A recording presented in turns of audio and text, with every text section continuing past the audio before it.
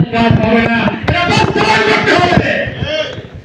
এটা বাস্তবায়ন করতে হবে। কারণ আমরা গত 28 জানুয়ারি ঘোষণা করা হয়েছিল প্রতিকরণ, সেই ঘোষণা হয়েছিল বাংলাদেশের যে কয়টি রাজনৈতিক দল, জনগণের সমর্থিত রাজনৈতিক দল, প্রত্যেকটা জনগণের রাজনৈতিক দলের সমর্থন নিয়ে আমরা আন্দোলনের মাঠে নেমেছিলাম, ঠিক কিনা?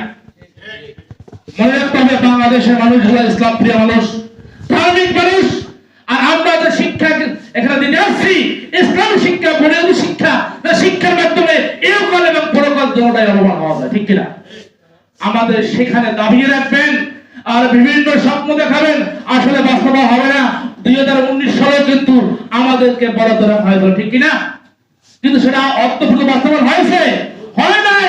কিন্তু 728 আগামী 15 আগস্টের বিদ্যাপতি আমাদের এই দাবি দেওয়া 6টা দাবি, ওখানে বলা হয় 6টা পালন করা হবে, একটা বাস্তবায়ন করার জন্য উদ্যোগ নেওয়া হয় না। যদি 15 আগস্টের ভিতরে না নেওয়া হয়, অন্তত পক্ষে কিছু দাবি বাস্তবায়ন করতে হবে, কিছু দাবি প্রক্রিয়াধীন থাকতেই পারে, এইটাই স্বাভাবিক। তা না হলে 15 আগস্টের পরে 17 আগস্ট আবার আন্দোলনে নামা হবে। সেই আন্দোলনে কিন্তু হয়তো জীবন যাবে, না হয় জাতিকরণ ঘরে ফেরবে ইনশাআল্লাহ।